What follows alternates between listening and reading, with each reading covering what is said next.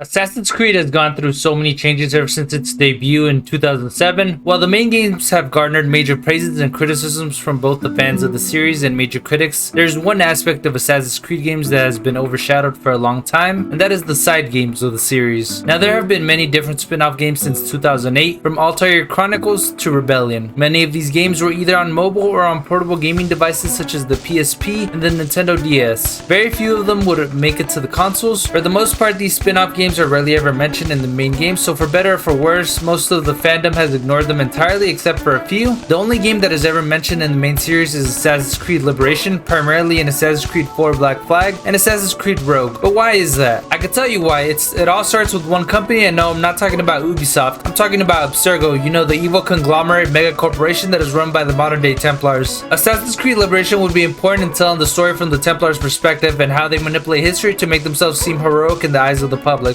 When you look up the definition for liberation in the dictionary and you compare it to what happens in the game, you will see that it has a double meaning. The act of setting someone free from imprisonment, slavery, or oppression. The Templars are seeking to control the masses with their version of the truth, while the Assassins fight for the free will of humanity. This has always been the main staple of the Assassin's Creed games, and Liberation takes this message and puts it at the heart of the game. Abstergo comes up with a bold plan to manipulate the masses and giving them their DNA by releasing certain games and experiences through their Animus projects, the first one being Liberation. In the modern day, we're just a person testing out Liberation for ourselves, but slowly we're contacted by a hacker group known as Erudito, who is keen on exposing Abstergo for manipulating the true history with fake memories meant to glorify the Templars in the past. It is up to the player to find out the truth of what has been altered and find out the truth of what Abstergo is trying to hide. Liberation is the start of what I like to call the Abstergo saga, which shows us how much influence Abstergo and the Templars really have in the world and what they're willing to do to get what they want. While Liberation is not my favorite game, I couldn't help but see the brilliance in which developers were setting up the groundwork after the conclusion of Desmond's story. Now, Aveline's story had a lot of potential, especially with her being of mixed heritage, since her father is a rich French merchant and her mother is a free slave. While the game had many shortcomings, I will say that the game came up with some interesting changes to the usual gameplay found in Assassin's Creed games. I really found the persona mechanics to be fascinating, with Aveline being able to change into an assassin, a slave, and a fancy lady. This added context into how Aveline lived a double life, being both an assassin and a noble. Aveline really wanted to make a difference and would help her people escape slavery by walking amongst them in disguise. I only wish this game was longer and written better. Perhaps it would have been better received if it was properly designed as a main game. Setting the game in Louisiana, more specifically New Orleans, was also interesting, since we get to see the mix of the city from its French aesthetics to the cruelties committed under slavery. While this game was released on the PSP, later ported to the PS3 and re-released with Assassin's Creed 3 remastered on the PS4, you can't help but feel this game could have been better. I really liked Aveline as a character. She was strong, determined, unrelenting, and believed in what she was doing was right. I wouldn't mind if we got to see her again in another game, possibly with Connor, since we know both of them lived during the same time period and know each other personally. Aveline's journey in uncovering what happened to her mother, finding out her stepmother is the Grand Master of the Templar Order, her father's death, and her mentor's downfall was good, but we didn't really feel the impact of those moments. We learned that her mentor Agate only recruited Aveline to use her in hunting down Templars for his own selfish reasons, including his plans on killing Aveline's mother. Aveline's stepmother Madeline poisoned Aveline's father to get his properties, leaving Aveline penniless and at her mercy. Yet despite all of those problems, Aveline continues to fight for the free will of the people, even though she finds out that the slaves that she has helped liberate are being controlled by the Templars in Mexico, with her mother being amongst them. While Madeline might seem evil, she actually cares for Aveline and hopes to dissuade her from the assassin cause, and hopes to bring her daughter to her side as the Templar. While the Templars try to manipulate and make it seem that Aveline doubts being an assassin and joins the Templars in the end, that couldn't be farther from the truth. While Aveline becomes heartbroken that she was manipulated by her mentor, she goes to confront him, only for him to attack her, thinking she had sided with the Templars. Aveline defeats Agate and tells him to leave New Orleans, but not wanting to live with the shame of what he's done, he falls to his own death, confessing that he loved Aveline's mother. Aveline goes to her stepmother and pledges to become a Templar. The game seems to end, but that is not the truth. That is only what the Templars wanted us to see, and thanks to Erudito, we learned that this was all a ruse for Aveline to get close to her stepmother Madeline, and she kills her. New Orleans is now free from the Templar threat, well, at least for now. This game has all the makings of a soap opera or a miniseries, but unfortunately due to the game's execution of the events, it falls flat. While Liberation is not a great game, it does help in making the Templars be more complex and not just villains. Assassin's Creed Liberation was nothing more than a stepping stone that helped lead to Black Flag